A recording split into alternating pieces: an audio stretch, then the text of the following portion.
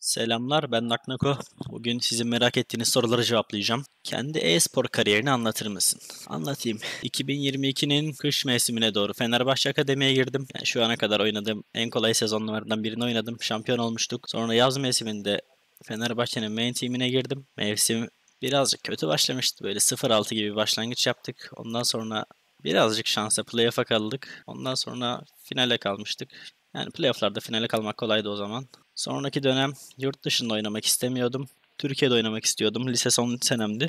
Birkaç TCL takımıyla görüşmüştüm. Açıkçası çok içime sinen bir teklif olmadı. Hatta bir takımın menajeri görüşmeleri dışarıya yalan yanlış bir şekilde sızdırmıştı. Ben de böyle bir ortamda oynamak istememiştim. Bu yüzden ara vermiştim. 2024'te Vitality'nin akademisine transfer oldum. Biraz iniş çıkışlı bir sezondu. Sezon ortasında oyuncu falan değiştirmiştik. Burada da ligde top 3, EMEA'da da final oynadık yazın. Sonrasında da LEC takımına yükseltildim. Öbür soruya geçeyim. E-spora başlamak için ideal yaş nedir? Yani e-spor yapmak için ideal yaş böyle 17, 18, 19, 20 böyle o civarlar iyidir. Fark edilmek için neler yapmamız lazım? Yani solo queue'da böyle top 15, top 20 Challenger'da olmanız lazım. TCL, LCS, LEC oyuncularının farkları. Yani LCS ile LEC birazcık daha yakın. TCL'i şimdi gireriz. Mekanik anlamda ve makro game anlamında arada birazcık fark yüksek. LCS ve LEC oyuncularının mekanikleri daha iyi, makroları daha iyi, oyunu daha iyi biliyorlar, çok daha yüksek tempoda oynuyorlar. TCL'de yani bu sene izlemedim, bu sene için yorum yapmayacağım. TCL'de son birkaç senedir tempo denen bir şey yok. Oyun sadece Koreli'nin etrafında dönüyor. Yani çok öyle oyun oynandığını düşünmüyorum. Bu sene izlemedim. Tekrardan söyleyeyim. E-spora başlamak için West kaç puan üstüne çıkmak lazım? LP'si değişir. Challenger olsan yeter. Yani Challenger olmak yeterli. E-spora başlayıp yurt dışına hedefleyen Türkler ne yapmalı? Yani bu da bir tık aynı. Solo queue'nun yüksek olması lazım. İyi bir menajer bulursan yardımı olur. Onlar süreci hızlandırabilir. TCL ikinci ligi nasıl buluyorsun? İlk adımı atacak biri buradan mı başlamalı? TCL'in şu anda ikinci ligin olup olmadığını bilmiyorum ama yani benim oynadığım seneden sonra ikinci lige dair bir şey olduğunu sanmıyorum. Oradan başlamanızı tavsiye etmem. Yerel herhangi başka bir yerelin ikinci ligleri çok daha iyi. Yani Fransa olur, Prime League olur, İspanya olur. Onların ikincilikleri daha iyi. Yeni e-sporcular için TCL ve LEC'de ortalama maaşlar ve durumlar nasıl?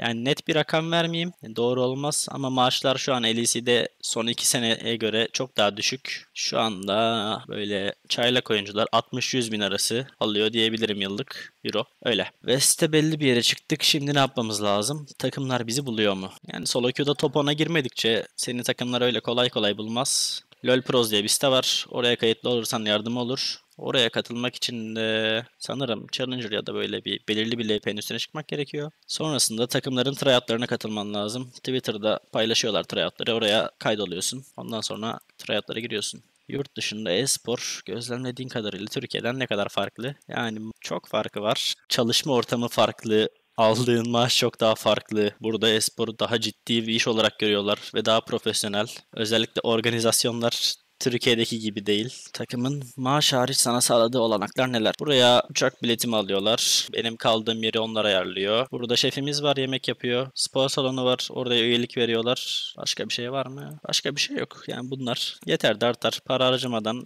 yaşayabilirsin burada. Yurt dışı takımlarına gittikten sonra orada kalma durumu, vatandaşlık ve benzeri nasıl ilerliyor? Bana çalışma izni konusunda yardımcı oldular bu sene. Vatandaşlık hakkında bir fikrim yok ama çalışma izninde yardımcı oluyorlar. Genelde biriyle çalışıyorlar. O yardımcı oluyor. Neden LCS değil LEC? Buradaki sözleşmem 2 yıllıktı. Birinci senesi bitti. Yani bir yere gitme çok fırsatım yoktu. LCS teklifim de yoktu. O yüzden LEC'deyim. Yurt dışı takımlarından teklif almak için İngilizce seviyen nerelerde olmalı? Çok iyi değilse büyük sorun teşkil eder mi? Yani insanlarla konuşabiliyorsan, oyun içinde anlaşabiliyorsan yeterli. Yani Koreli gibiysen yes no da olur da yani Koreli olman lazım onun için. Birazcık üst düzey olman lazım. Türk bir oyuncunun direkt yurt dışındaki bir takımda kariyerine başlaması için ne gibi farklı özelliklere sahip olması lazım? Yurt dışı takımları neden biz tercih etsin? Şöyle söyleyeyim. Eskiden yurt dışı takımları çok Türk almazdı. Çünkü biz import olarak sayılıyorduk. Şimdi EMEA statüsü altındayız. O yüzden önceden söylediğim gibi solo queue sıralamanız yüksek olursa yani Prime League'den, LFL'den her türlü teklif gelir. Mesela ben Fenerbahçe Akademi'yken solo queue'da top 3'tüm ve o zamanlar LCS Akademi'den benimle ilgileniyorlardı. Bir günün nasıl geçiyor? Şu an sezon olduğu için birazcık yoğun. Sabah uyanıp ofise gidiyorum. Burada scrimimizi atıyoruz. Buradan spora gidiyorum. Oradan eve geçiyorum. Yani çok böyle bir şey yapacak vaktim olmuyor. Oralarda LoL Espor'a ilgi daha fazla mı, tanınıyor musun? Yani az önce söylediğim gibi yani çok böyle dışarı çıkma vaktim yok. O yüzden bilmiyorum öyle bir şey varsa da. Onun hakkında yorum yapamayacağım. TR'de akademilikleri kapandı. Ya ama yurt dışında açık mı hala bilmiyorum. Açıksa kariyere oradan başlamak nasıl olur? Bununla ilgili de konuşursan güzel olur. Dediğim gibi şu an Türkiye'den başlamanın sizin için hiçbir faydası olacağını düşünmüyorum. Avrupa'daki ikincilikler daha iyi. Almanya, İspanya, Fransa. Yani bu ligleri tercih ederseniz daha iyi olur. Valla en merak ettiğim Amerika ve Avrupa için seviye seviye takımların duyduğun kadarıyla verdiği ortalama maaşlar. Burayı biraz uzun tutup detaylandırırsan güzel olur. Bekliyoruz kral, başarılar LEC'de. Eyvallah dostum. Yani maaşları bazen